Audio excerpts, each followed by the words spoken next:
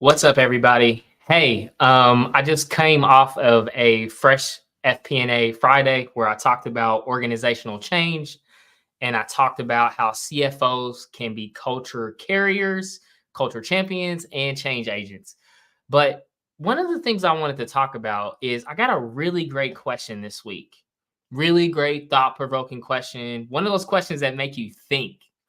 And here's what the question was. It says, if you were to give a commencement address or a commencement speech right now today, what would you say? And I had someone ask me this. Ironically enough, someone like asked me this. I was at the gym. There's someone that I always see at the gym that I go box with, and he was doing boxing. We got done with the workout. He's a younger guy, just got out of college. Shout out to the Hoosiers. He just graduated from IU, and he's doing marketing. And he asked me this questions as we were leaving the gym, given that he just graduated. And it was such a thought provoking question that I wanted to take some time and share what I would actually say. I think as a leader, as someone that had so much challenge and adversity and obstacles and continue to go through, if I was to give that commission speech, I think the first area that I would address and talk about, and looking back over my career, looking back over building fresh FP&A, looking back over just my life in general, the first thing I would talk about is seeking failure. I know I probably hit you with one of the major ones like right off the gate. You're like, Chris, that's a big one. But when I think about that, when I look back over that professionally, when I look back over that professionally, personally, all the different aspects of my life, I think and look at that when you get over the fear of failure, right? When you get over the fear of failing and I mean, I've failed so many times and I continue to fail so many times in my life. I think one specific example of like failure that I think 1000% changed the course of my life was I go back to when I was in college at IU and I was at the Kelly School of Business. And shout out to all the Kelly School of Business people, but there's a class inside of Kelly School of Business. It's called K201. And I know for some people, it gives you chills right now because you go back and remember K201. And I remember taking that class, and the class was two exams, two practical exams, a midterm and a final. The entire grade of the class was two exams. And I remember taking the first exam, and I remember all my friends were in there. I wasn't a direct admission to the Kelly School of Business, so I had to go through the prereqs, K201 being one of those. And I failed tremendously in that exam.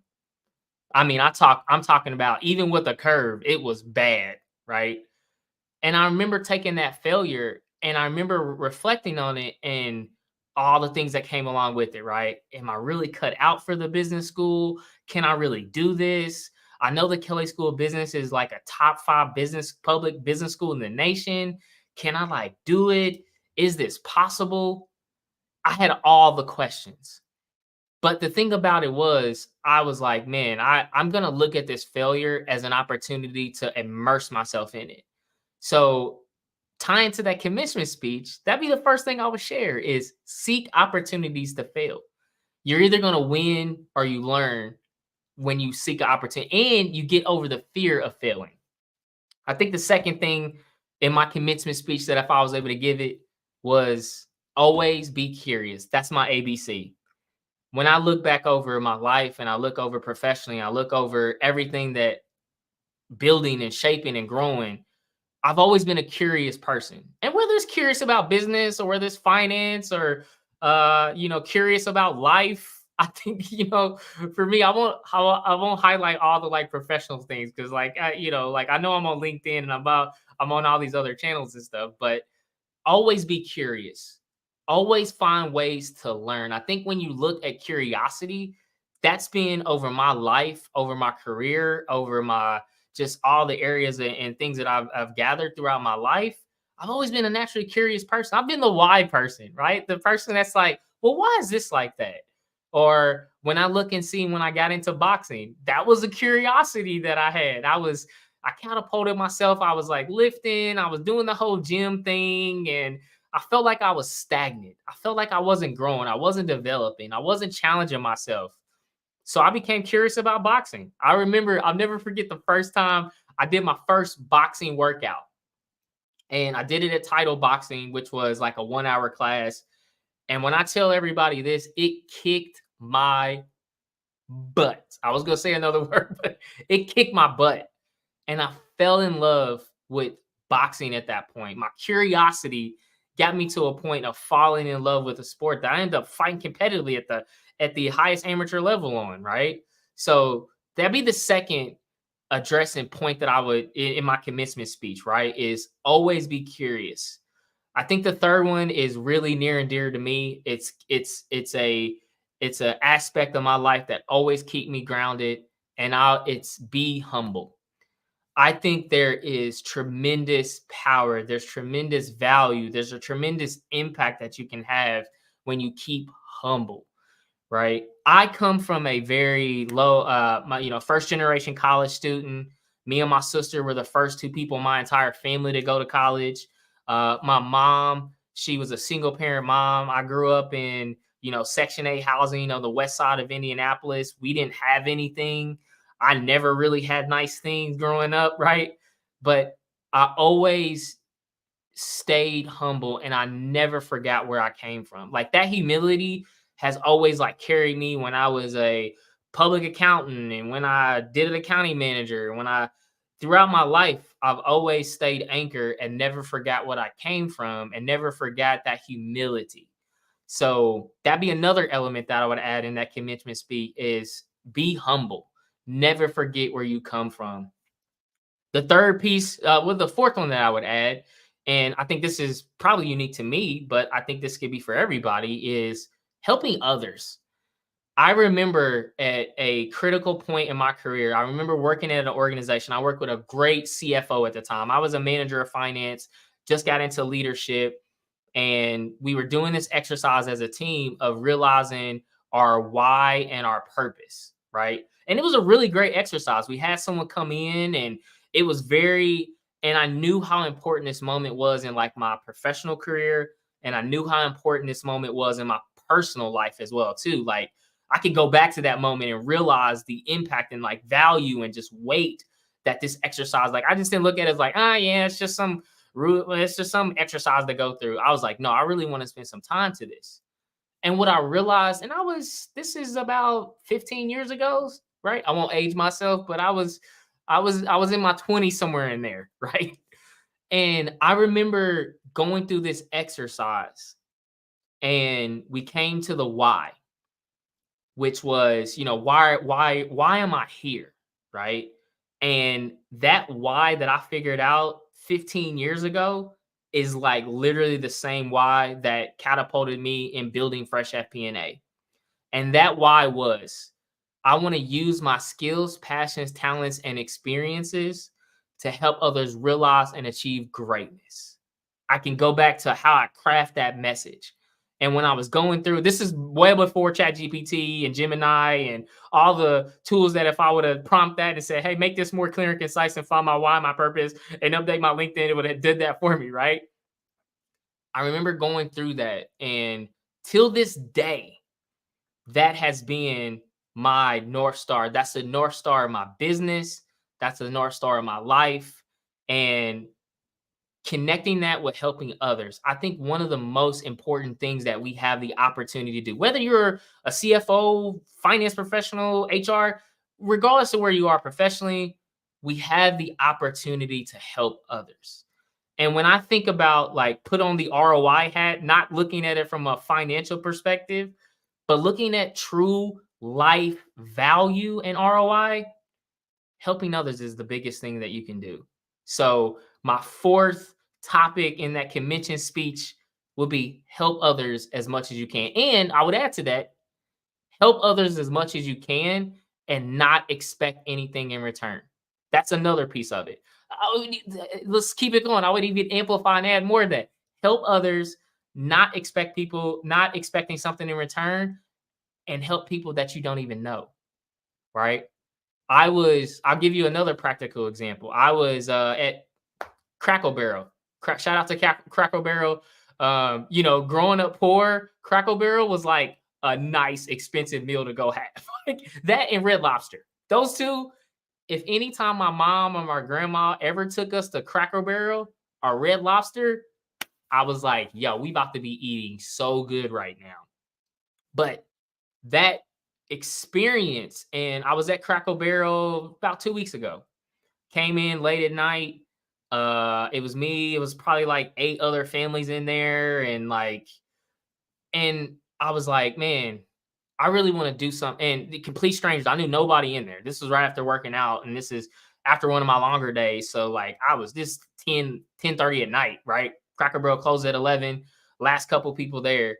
Walked into that restaurant and I was just like, man, I was overhearing a family that was next to me, and you could tell that it reminded me it was a mom and her 3 kids. And I was like, I had this like, man, that reminds me of my mom when she used to take me and my sister, or I'd be my grandma with us. And like I had just this, I was like, man, I wanna help. I wanna help. Right.